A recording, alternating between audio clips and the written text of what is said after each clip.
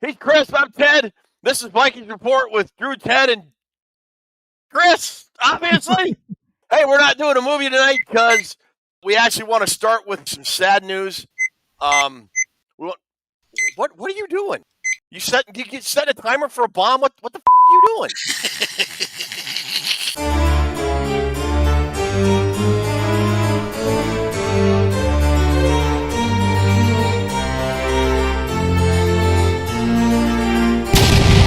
Don't cut the green wire, Drew. It's going to be a really short show. Christ. Sorry. Looking Jack Bauer over there. You Jeff Daniels in Speed breaking into the house and going, oh, bam.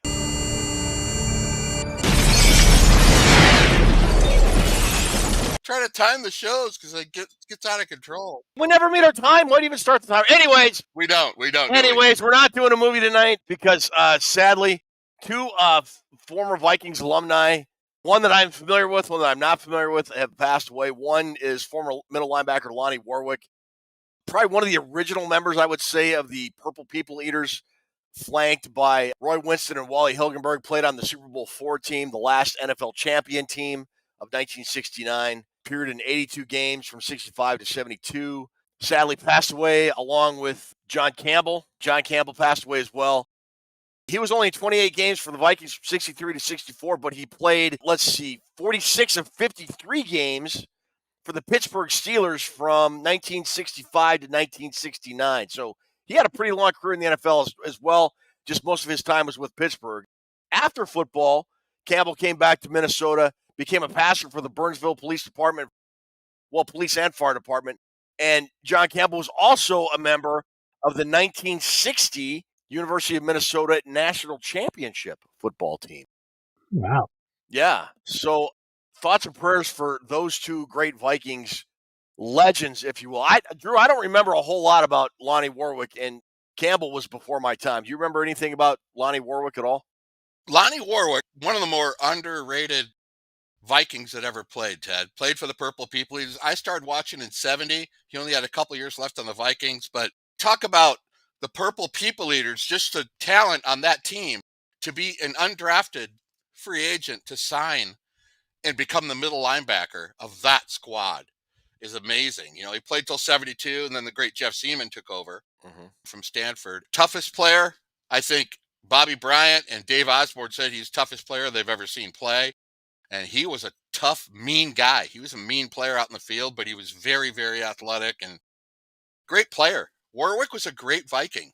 And everybody said that watched him or played with him said he was exactly what you would expect a middle linebacker from that era to be.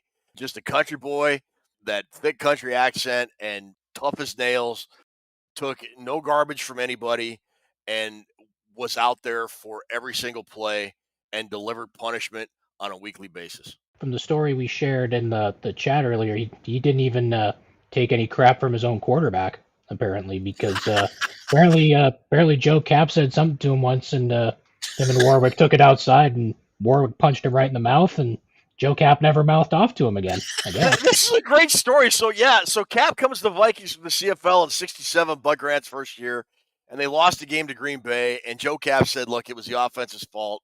We didn't score enough points. And Warwick, who was kind of one of the unofficial leaders of the Vikings at the time, said, no, there was a fumble in the game. We didn't recover it. It's our fault. And they sort of kind of started getting heated about it. And Cap insisted, no, we should have scored more points. Warwick, no, we should have recovered the fumble. We lost the game. Cap, no, offense lost the game. Warwick, no, defense lost the game. Why don't we take this outside? And they did. And Warwick gave Cap a black eye. And after that, they were fine. Gave Joe Cap a lot of locker room credibility. And I think Joe Cap even said later, well, from that point on, you're not the best with Lonnie Warwick. So, I mean, it's one of those great stories about those 1960s Purple People Eater era Vikings, but early Bud Grant teams that people remember so fondly. Man, two of the toughest players around. Yeah, you get Cap and Warwick. That's like Ali Frazier, isn't it? I mean, those guys. Cap will punch you over at the food line at the Quickie Mart. He doesn't care. Rest in peace, Lonnie Warwick and John Campbell.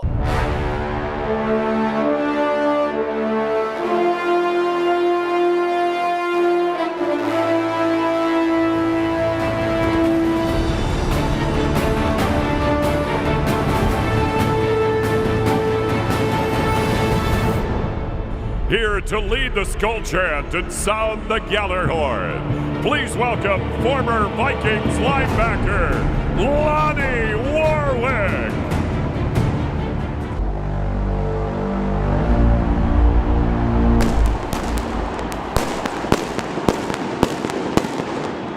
Folks, we got a big show tonight. We got some Nobody Cares About Your Fantasy Team. We got to update that. We got some Vikings news and info. And we've got trivia and we got a milestone. So. Nice. Yeah. This coming Tuesday, gentlemen, I don't know if you know. I don't know if you've banked your vote yet, if you've early voted, if you voted by mail. But it's Election Day. We are selecting a president of the United States. And I don't know. I'm kind of running away with the Nobody Cares About Your Fantasy Team vote. That's all I'm saying. Whatever. Drew, how did it go last week? Ted, you won again. That was your third win of the year. You took the sole possession lead, and Nobody Cares About Your Fantasy Team. Again, another good lineup for Ted Glover. Very good week pretty much for everybody. Like the famous quote in the book Animal Farm, everybody's equal, but some were just a little bit more equal than others last week. George Orwell. Yep. Right? No? Yeah, that's right. Yeah, absolutely. That's Orwell. What is the vote thing you're talking about? President of the United States of America, your fearless leader for the next 4 years. Do we vote every year on that? Am I supposed to be voting every year? No. Some people do, yeah. Dead or alive, yeah. Vote early and vote well, don't vote often because that's illegal. Don't do that. Unless you're dead and live in Chicago, then you can vote as many times as you want. All political comments go to Chris Gates. Put them below if you have them, but Nice. don't forget to get your, I must say this about Nobody Cares About Your Fantasy Team. This is interesting, real fast. If you've forgotten your picks for a couple of weeks and you played for 4 or 5 weeks and you've been busy or whatever, we got a person that joined us 3 weeks ago who's in 11th place now. So it's never too late to even start if you haven't started yet. But if you missed a week or two and you're discouraged going on, I'm not going to play anymore because I missed a week or two, you've got a bunch of points already banked because we don't get rid of your points. They're already in there. So readjust and get going and get your name in there. The points this year, Ted, they change hands pretty quick, and I don't want people to give up. And if you want to know how the rules are and how the rules work this year, we have changed them. And if you can go back to either anywhere from episode 138 to 143, we explain the rules. So go ahead and check those out. And if you would, Ruby, we've got our Nobody Cares About Your Fantasy Team set for this week. So go ahead and show us how I'm going to win this week.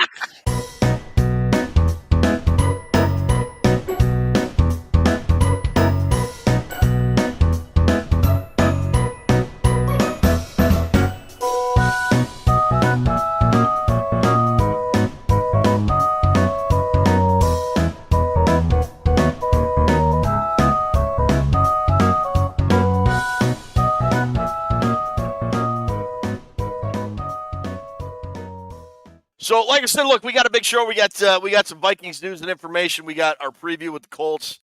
We got some trivia and a Drew milestone to end the show. But Drewster, yeah.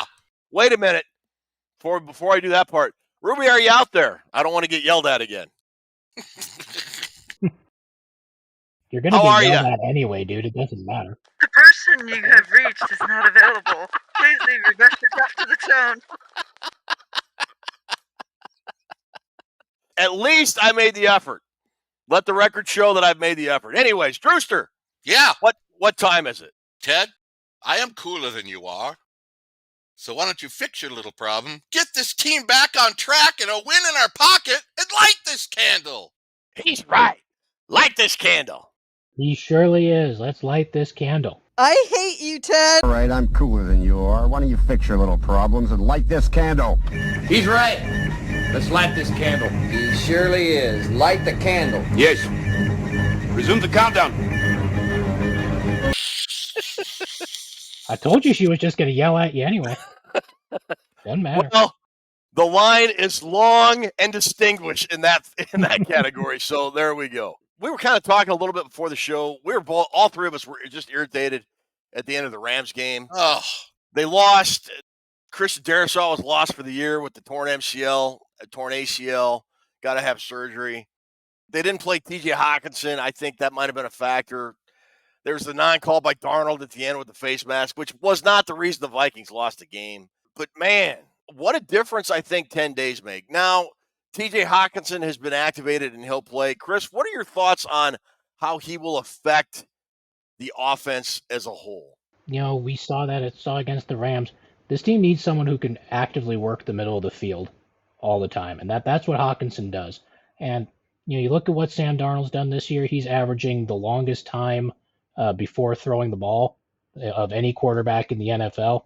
Some of that's a function of him holding on to the ball too long. Some of it's waiting for routes to develop, that sort of thing. But having Hockinson back is going to give him and give this entire team the opportunity to kind of get more into the quick passing game because they're going to have guys open in the middle of the field now. The tight end targets have been just about non-existent for this team without Hockinson, and I think that's going to change a lot once Hockinson gets back out on the field here. Drew, I read where the Viking targets to tight ends are less than half of what they were at this time last year because of the Hockinson injury and him being out. I've also read that he is full go. There's going to be no limitations, no pitch count on him when he gets back in the lineup. What do you expect to see from him? How many times do you think they're going to target him, throw to him on Sunday against the Colts? Do you think it's going to be a pretty substantial part of the offense, or do you think they're going to ease him in slowly? That's what she said. I think what they have to do at this point, and this is going to be part of my summary, is there's a big part of the Vikings offense that KOC is missing out on right now, and I think he needs to start implementing it in this game. And it goes along the lines with Hockinson and his usage, and like Chris said, in the middle of the field. The Vikings need to establish some kind of short passing game. I believe Hockinson, I know he can get down the field, but even the 8-10 yard center of the field, catch it and run for 4 more. They need to get into that. I think he will get about 8 to 10 targets. The offense is in a slug mode, Ted, and they need to break out. And sometimes you get a guy back and everybody starts playing better. And I think that I'm kind of looking at that as being the case. I do too. I remember when they traded for Hockinson, it was in 2022, right at the trade deadline. So it was about this time in 2022. They went to Washington, played I think at the time they were no longer the Redskins before they became the Commanders. I think they were still just called the Washington football team. Yeah, the Washington football team. Hockinson got traded on a Monday or a Tuesday, whatever it was. He had maybe a day and a half to try and learn the playbook. And everybody thought, well, he'll be in for a handful of plays.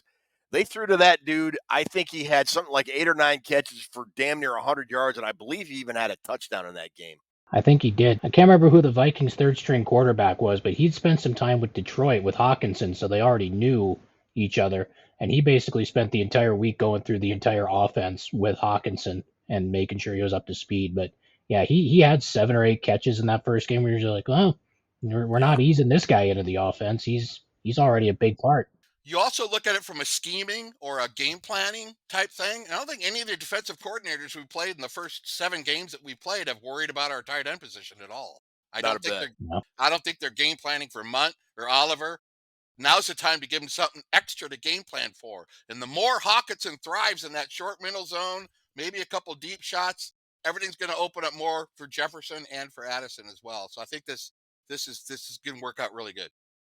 I think they could have played him last week. Hockinson said he felt 100% when his 21-day window was opened right before the Vikings played in London against the Jets. I understand the Vikings' caution wanting to use him for the whole year, but they could have really used him last week in L.A. Hopefully now we can see the power of our fully operational battle station, as the Sith Lord said in one of the 52 Star Wars movies that they put out over the last 25 or 30 years, whatever the case may be. Anyway, so yeah, I expect to see a full dose of TJ Hockinson. And I agree with both you guys that it's going to open up the rest of the offense, hopefully specifically the running game for the Vikings and everything else that goes with that. We mentioned Christian Darrisaw earlier. That really kind of put a pall over the game, win or lose, had the Vikings, regardless of the outcome of that Rams game.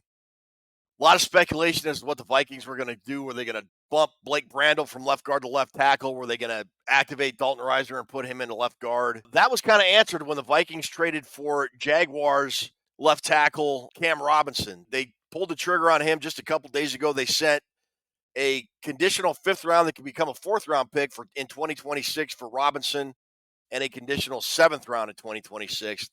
Robinson was franchise tagged by the Jags. They could not come to a long-term contract extension, so at the end of the year, he will become an unrestricted free agent. Chris, did you like this move? I do. I mean, this is about as good as you can hope for as a midseason replacement. I mean, you're not trading for all pros or anything like that at this point. But obviously, nobody does what Christian Darrisaw could do. If you could make a list of the guys that the Vikings could least afford to lose, Christian Darrisaw is probably no worse than number 2 on that list. And if we're being honest with ourselves, he's probably number 1. But getting a guy like Cam Robinson for basically nothing, because I saw earlier that he's owed $9 million in salary this year, but Jacksonville was kind enough to eat about $7 million of that. So the Vikings got him for basically nothing. And if he doesn't re-sign after this season and he leaves, then they'll recoup that draft pick they gave up in the form of a compensatory pick.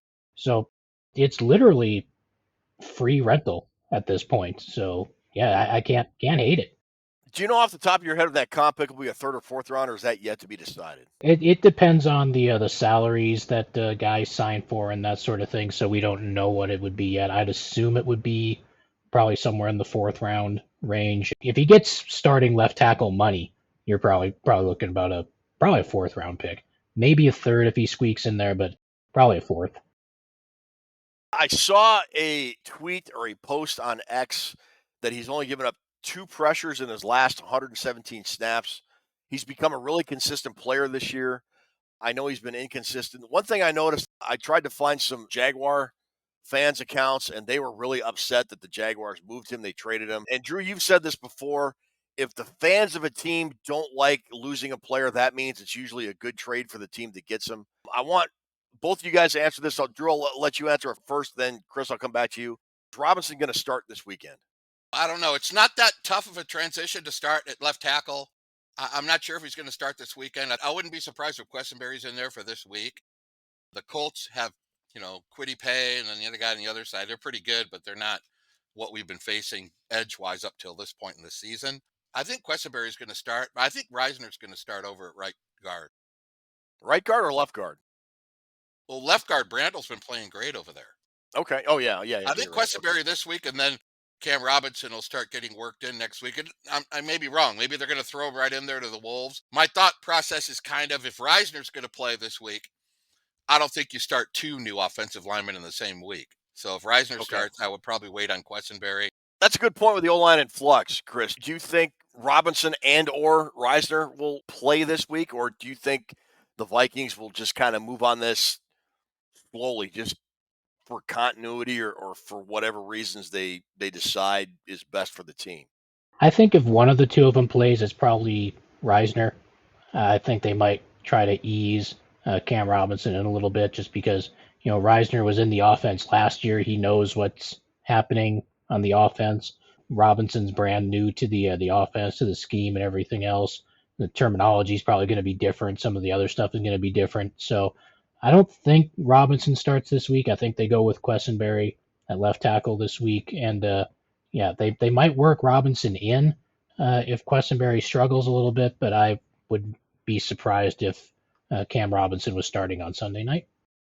Yeah, I'm kind of with you guys. I said this, I think, during our live broadcast. I've got no problem with David Quessenberry being a backup guy. I think he's a solid depth player, a guy that can come in and play for a half or for a game or even 2 games. But I think the Vikings made a good move in going out and getting a guy like Cam Robinson's caliber. Other than maybe Trent Williams, there are no other left tackles in the game that you can get that are going to be better than Christian Darrisaw. I am amazed. Because halfway through of a football season, the positions you can't get any quality at is quarterback, cornerback, and left tackle.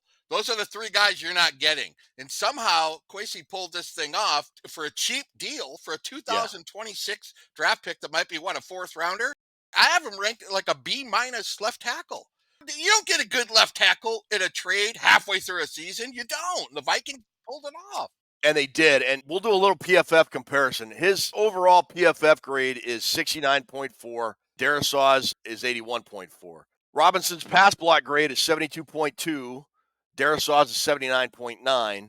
His run block is 64.6, and Darrisaw's is 82.3. So the only place where Darrisaw really stands out is run blocking. The pass blocking is pretty good, and when you consider Hockenson's coming back and they're going to incorporate TJ Hockinson into the passing game a lot more, and if you think Dalton Risner or Reisner is going to come back and take over for Ed Ingram, The Vikings are probably going to lean into the passing game a lot more than they did in the first half of the season. So they've got a starting front five on the offensive line that is a solid pass protection unit with Robinson, and when you put Reisner in over Ed Ingram. You can't get much better than Cam Robinson in terms of replacing a Christian Darrisaw, who I would, as you guys have said, is probably irreplaceable. He's about as good as you can get, and he's a good player. Not for a 5th-round pick in 2 years, you're not getting that. Exactly. That is a hell of a deal as far as I'm concerned. I mean, Yeah. you lose some run blocking with Cam Robinson. You lose some run blocking a little bit with Ingram. So you're losing run blocking at both those positions, but you're picking up better pass protect. Well, maybe not better than Darrisaw. Robinson has 4 sacks and 15 pressures allowed this season. But you sure as hell get a better pass blocker at right guard putting Dalton Reisner in there. And now, I want the pass blocking. And I'm shocked he hasn't been in there yet. Ingram, he's done, Ted. You got to get him out of there. We need some pass blocking there, especially this week. We got Buckner over the other side of the line. Bradbury's going to need help with him. Reisner's the guy to do it, to chip on Buckner a little bit, because he's a hell of a force in the middle there. I think it's going to be Reisner week 1 and then both of them in the following game against Jacksonville. Is that kind of the vibe you're getting, Chris? You do think it's going to be a little bit more drastic, or how do you see it playing out? Yeah, I mean, like I said, I don't think Robinson starts this week. I would like to see Reisner get in there ahead of Ed Ingram, because I think we're all just about finished with Ed Ingram at this point. I mean, he had been showing improvement up until this year, but this year he's been pretty abysmal by and large. But I would like to see Reisner get in there. We need to decide if it's Reisner or Reisner. It's Reisner. One day we'll figure it out. It is Reisner. All right. But either way, I think he starts over Ingram at right guard this week. They'll activate him before game time. And yeah, like you said, when they travel to Jacksonville next week, he can get his first start against his old team. 11 games last year. How many sacks did Reisner give up? I'll give you guys one guess. I would go with 0. That is correct. And people say, why do we need to go get Cam Robinson? Well, you're not going to slide Brandel out there. You got the left guard. He's playing well at left guard. He's playing really well at left guard. Why screw up the left guard position and put him in a weaker area where he gave up 2022, he gave up 7 sacks on 181 pass attempts. So you're not going to slide him out because you're going to hurt 2 positions that way. That's dumb. You're not going to have Quessenberry start every game of the season. And also, I've heard this stuff about Walter Rouse. Walter Rouse is going to be a great tackle in this league. And hopefully for us, I think next year he's going to be the first backup and maybe start the season. If Darrisaw can't go because of his ACL, if it takes him too long to get in there, you throw Walter Rouse out there now, he's going to get ruined and killed. I think they would end up doing to him what the Vikings did to TJ Clemmings in 2016. Yeah, Clemmings was supposed to get that rookie season to kind of develop and learn, and then because they had 800 injuries on the offensive line, they had to throw Clemmings out there right away at left tackle, and he just got whooped. And it really screwed his development, and he was never an effective player, really. And they played him all over the line, too. They played Clemmings at left tackle, right tackle. I think they even played him on the interior at times, and they did him no favors.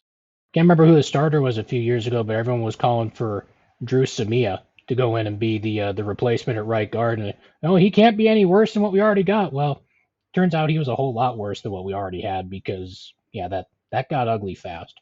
Yeah, it did. I think Rouse is going to end up being an important part of this team down the road. He's got a lot of potential, that guy.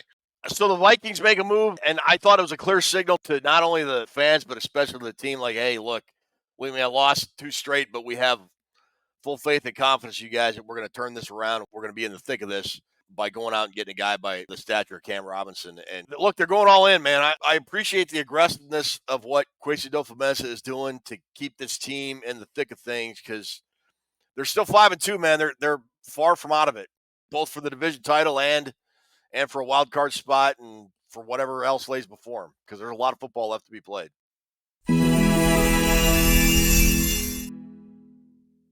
For me, intangibles, the one thing what you just talked about, Drew, is the penalties. The Vikings defense shot themselves in the foot to the point they shot off all their toes. They extended 4 Rams drives for penalties, 3 of which I think ended in touchdowns. 1 was a field goal or something ridiculous like that. You can't do that in the NFL and expect to win football games. That's my big intangible. They have got to play more disciplined football. I think the extra 10 days off or the extra 4 days off from the Thursday game is going to help them. I think the return of TJ Hockinson is a huge intangible for the Vikings, but that is also going to be offset by the loss of Christian Darrisaw. How the Vikings balance those 2 things out is going to go a long way to determine whether or not the Vikings win or lose this football game, along with how well they can rattle or pressure Joe Flacco and get him off his game. Those are my intangibles. We harp on the home crowd every time the Vikings are at US Bank Stadium.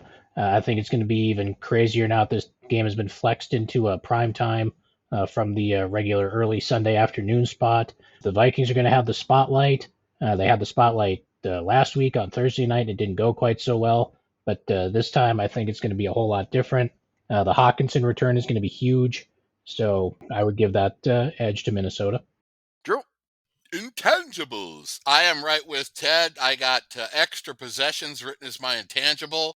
The last 4 games, the Vikings have committed 35 penalties for 244 yards. That is an average of 9 penalties a game for 61 yards.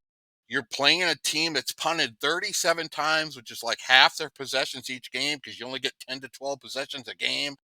I don't know exactly how many Flacco's been involved with the punts compared to Richardson, but it's a lot of punting.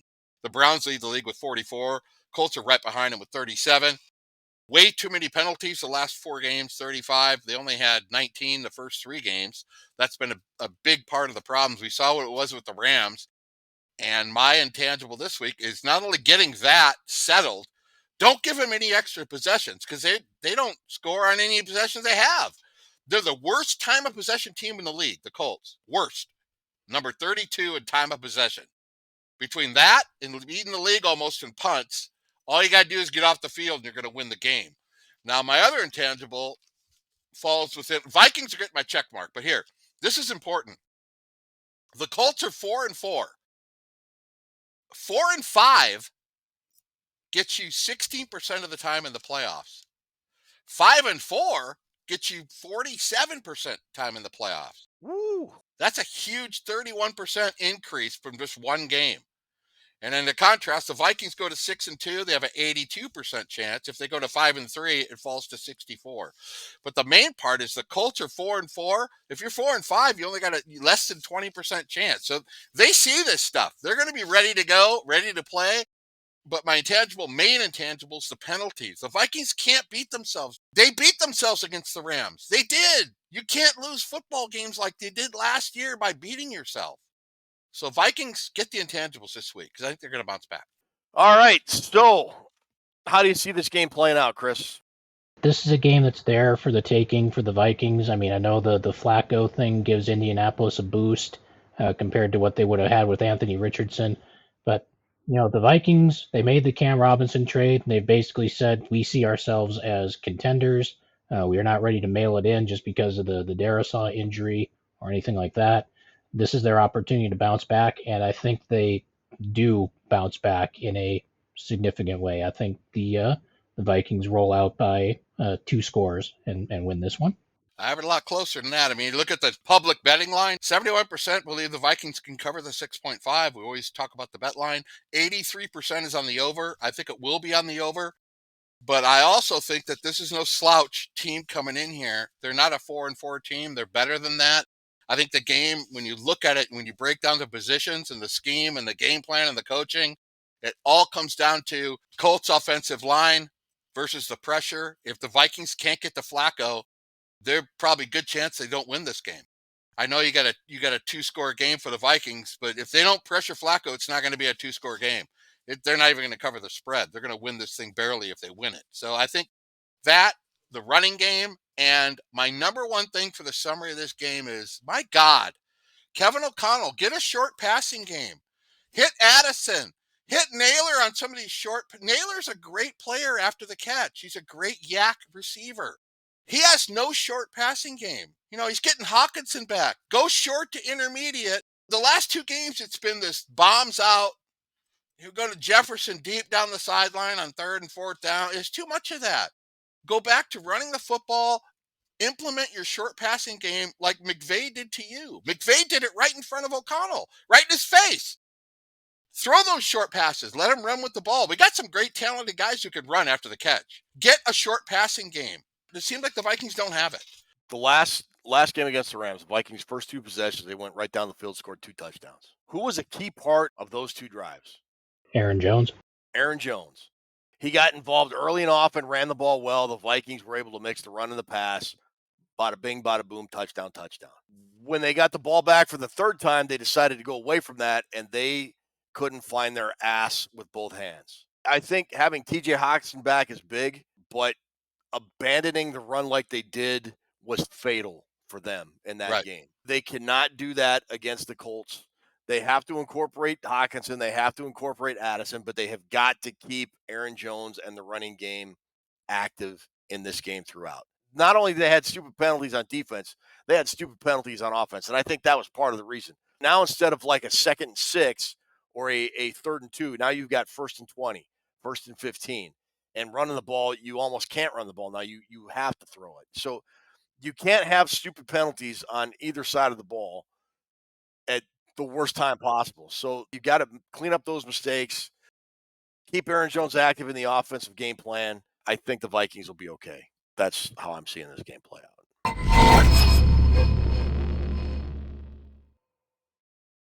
Drew, you got a milestone. What's our milestone? Our milestone is I chose this one because with TJ Hockinson coming back, I thought I would make him the milestone. Okay. TJ Hockinson has 155 receptions as a Vikings tight end. Next on the list, he's got 2 guys to pass. If he catches 6 more passes, he will get to 33 all-time, which is, you can move pretty fast on these lists. If he gets 6 catches, he goes to 33 all-time, passing the great KJ Osborne at 158. And our old friend Chester Taylor, the running back, who was a great receiver out of the backfield. Chester Taylor had 160 catches as a Viking. Did he really? Yes, he did. That is nuts. Wow. That dude caught a lot of passes. Yeah, for the short period of time he was here, and he backed up Adrian Peterson for most of the time he was here. Yeah, I raised my eyebrows on that one. I was kind of surprised to see his name on that list. But 6 catches for Hockinson. He will move up, and that is my milestone for today. Wow.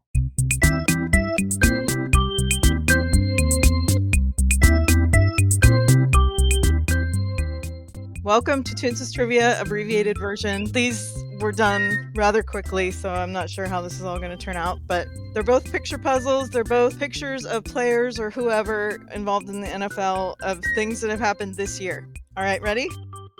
Yep. For 100, name the player. Oh, that's Tyreek Stevenson. Yep. That is Tyreek Stevenson. I would not have wanted to have been that dude on Monday morning. Good God almighty, what an idiot. All right, for 200, name the person. That's Sean Payton. Oh, that's Sean Payton. Yes. There you go. That's Sean Payton, and it didn't even have anything to do with the Knicks pick. Totally. For 300. Oh, that's Sam Darnold getting his head ripped off. Yeah, that's the referee in the Vikings-Rams game. Look at the referee's midsection. I don't know how he survived with no gut, but he does. And look at his hand. It looks like a wooden spoon. Those forks my grandma had. That is some great artwork. Look at the Viking guy's fingers. Even better. Great job, Toons. It's very detailed on the drawing. Thanks. All right, for 400, name the player. Oh, Devontae Adams. Yes. Yeah, because he lost to the Steelers when he was with the Raiders, and then he got traded to the Jets, and then the next week he lost to the Steelers again. That's right. He lost to the Steelers twice in 7 days. Oh, that's funny. I never knew that. That's good knowledge. So Right there. has Chris gotten every single one? This is Chris's deal. If they had a nationwide contest for this, I'm gonna put the money up for him. I kind of got the Bo Nix in the referee one, but yeah. We'll give I him all just the sit credit. back and laugh. All right, so this one on the top for 100, this is the last one I just did before while Drew's doing the milestones. Yeah, and as you can see, I have to make each category even. Each of them have to have 4, and I couldn't think of anything else. So here you go. Oh, yeah. Yeah, baby. Wow. That's not a fish. That's a fantasy football trophy. Absolutely. That really is a fish, though. A fantasy football trophy that looks like the shape of a fish. And what else? Beautiful. And Toons is being very angry. Oh, the cat! On a boat in the background with a bomb. Oh, yeah. Blow up a dam. You terrorist. Yeah, good job. Was that fish wrapped in newspaper? Oh, yeah, Okay, for 200, that's funny. name the player. Oh, Oh, that's Aaron Rodgers. yeah, that's Aaron Rodgers. What? That's Aaron Rodgers. He said that he found a fountain of youth in cayenne pepper and water. Dude, it looks like a mixture of Max Headroom and Paul. It does. All right, for 300. Oh, Hey, it's the same picture. Wait, it's the same one. I screwed it up then. I need to show you guys the other one. Shoot, what happened? I don't know what happened. All right. What the hell is that? Who's the guy in the green? That's the owner of the Jets, Aaron Rodgers. Yeah, Robert Salah. Is that Salah? Is that him? Oh, That's Woody Johnson in the middle. Yes, Yep. it's the guy on the left. I wanted you to identify. I don't know if Toons' drawings are more comical or disturbing. The answer is yes. Okay, so I really want to show you Rashid Rice though, so hold on just a second.